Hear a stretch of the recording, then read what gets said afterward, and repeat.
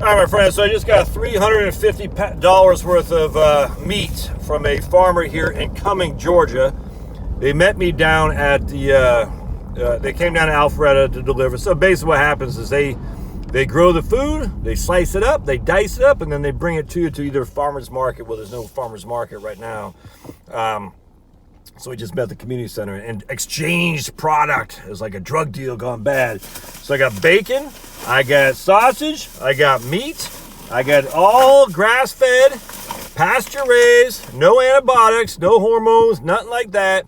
Just purebred meat that I'm going to put in my belly, and I can't wait. And you need to find a local guy or lady. This is a young couple, and they're leasing the land, actually. It's pretty interesting.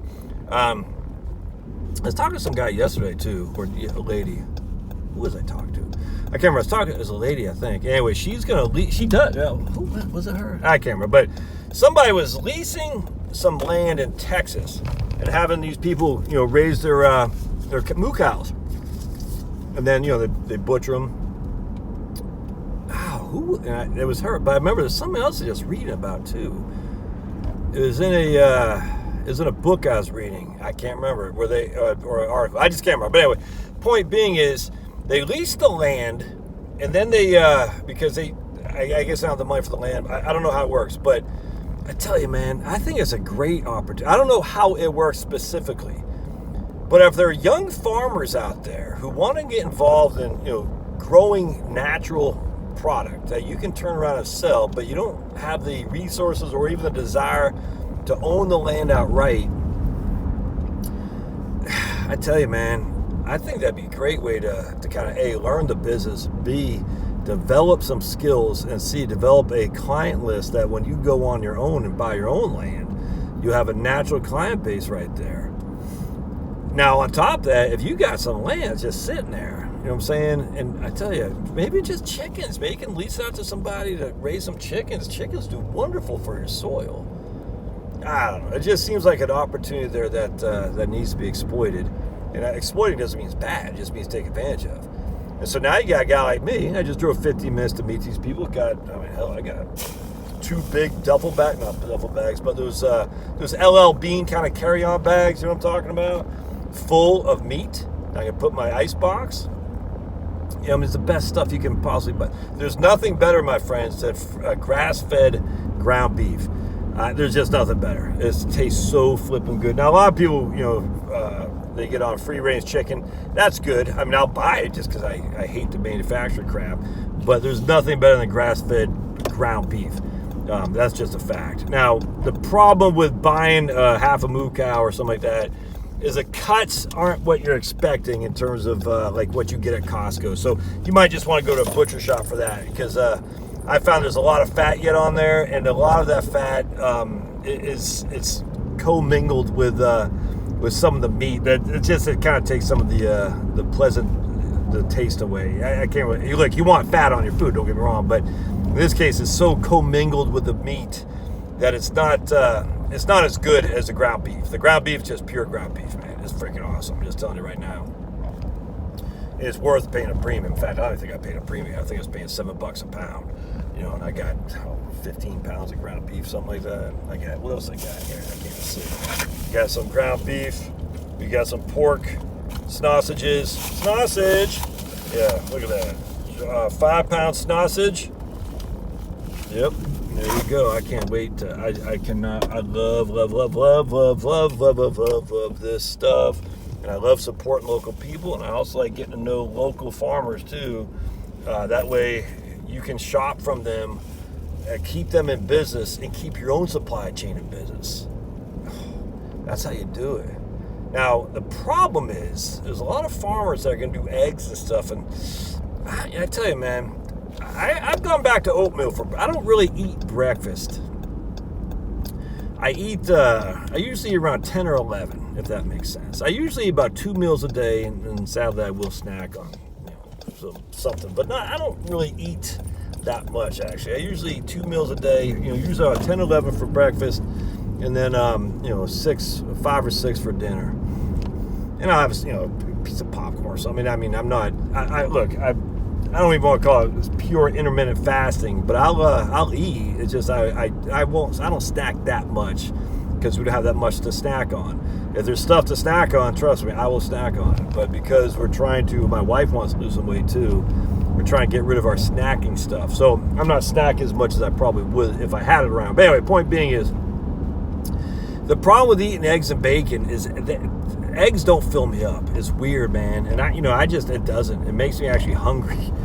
I used to eat, so I started going on my low carb diet when I had to lose probably 20 pounds because I could not get approved for health insurance or life insurance to USAA with any kind of reasonable rate because my BMI was too much, my triglycerides were too high. So I said, I got to go on a diet to get rid of, to lose weight and get my triglycerides under control. And I just went on, Atkins low carb diet.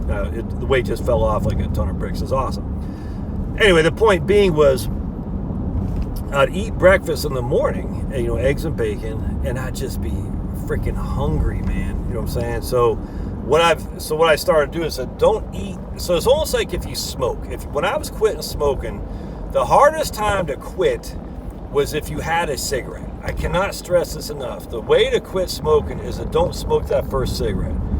And I'll never forget, if you don't smoke that first cigarette in the morning, it's usually easier to refrain from smoking that cigarette. But the minute you smoke that cigarette, I'm telling you, within an hour and a half, you're going to be wanting another one. It's almost overwhelming. You can't deny it.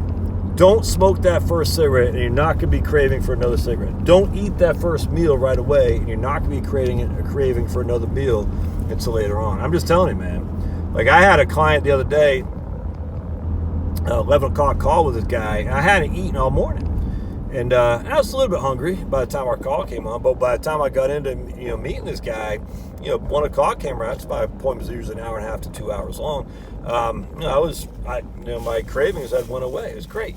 And by the time 1 hour done, I was ready to eat, and I did. But it's like no big deal. It's like, don't eat that first meal, and I tell you, man, you're gonna be you'll be in a better place to avoid cravings later on. And eggs just don't fill me up. So the point being, I've gone back to oatmeal. I won't say gone back. I was never a big oatmeal fan. But I'll eat a big heaping of oatmeal every morning, probably at 10:30 or so. I'll put some, vitamin D milk on there, and I'll put a little bit of brown sugar. Not a perfect low-carb meal, but it does a trick, man. So here's 1:20. It's been 10:30, 11:30, 12:30, but 3 hours since I last ate. I'm just not that hungry. You know what I'm saying? I drink a lot of water, but I'm just not that hungry right now. Now, by the time 5 rolls around, I will be, and that's perfect because that's when dinner time comes. You eat that food, and then you're good, man. Now, again, I'll probably eat some almonds. My wife, we have mixed nuts, which I love. Mixed nuts, which I'll eat that as well throughout the day. Not freaking challenges, but I'll grab a handful, and that'll fill me up. A handful of mixed nuts and water, can't beat that. Point being is that for me, it wasn't the eggs that it just didn't do the job. And eggs and bacon. And I love bacon, don't get me wrong, but not as a staple for me anymore.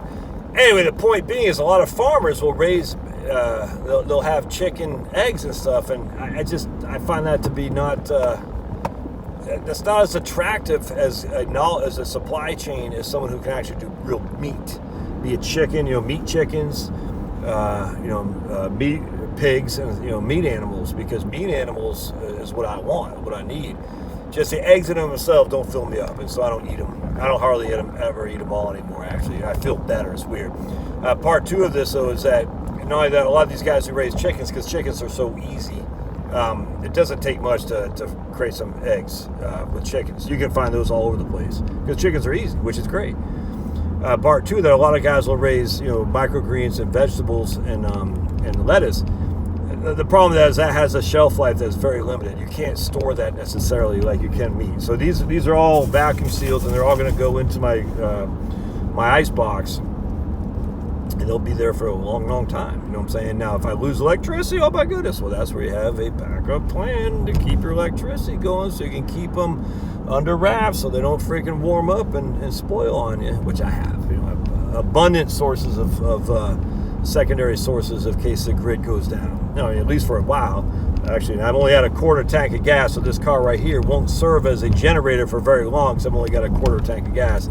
Another thing you want to do is make sure you keep your gas on your car at least up over half, because if you do have a grid out situation and you need to use your car as a way to power an inverter to plug your fridge or your icebox in. Remember, the fridges don't take much of a load; they're just not, and icebox even less. So you can easily run your fridge on your car engine with an inverter. Probably 1500 watt inverter will do just fine. That's not a very expensive setup, man. Just need some alligator clips, 1500 watt inverter and a couple of extension cords. That's it. You're good to go. And you need some gasoline to keep your car running. You got to have your motor running. Get your motor running. And the second part of that, of course, is you don't want to do that inside your house, all right? Because your car is running as carbon monoxide, which will kill you. So you want to keep your garage open a little bit. And if it's cold, if it's warm, it's no big deal. But if it's cold, you're gonna have some cold air coming into your garage.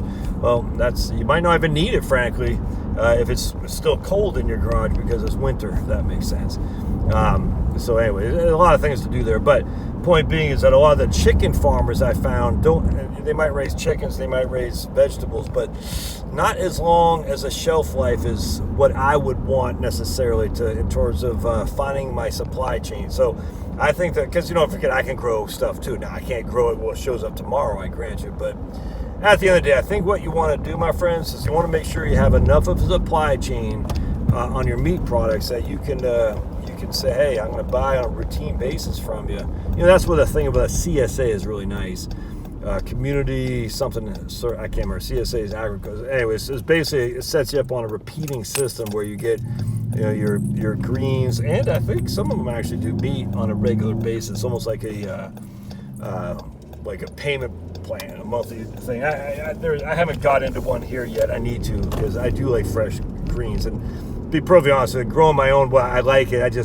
I like to dabble in that stuff, frankly. My biggest thing is I want to grow fruit trees. That's what I work on most. I'll grow some carrots, some potatoes, but not like doing it, don't get me wrong, but it's not enough to feed the family. So build your own supply chains, man, and start with meat. Get a meat person, because those are people are in high demand and few and far between, and especially the hog butchers in particularly. Those guys, you got to find somebody like that, because that's a huge skill set that no one has. And you need to keep these guys in business, because if they go out of business, man, we're relying on factory farms, and that's never a good thing. All right, we'll see you.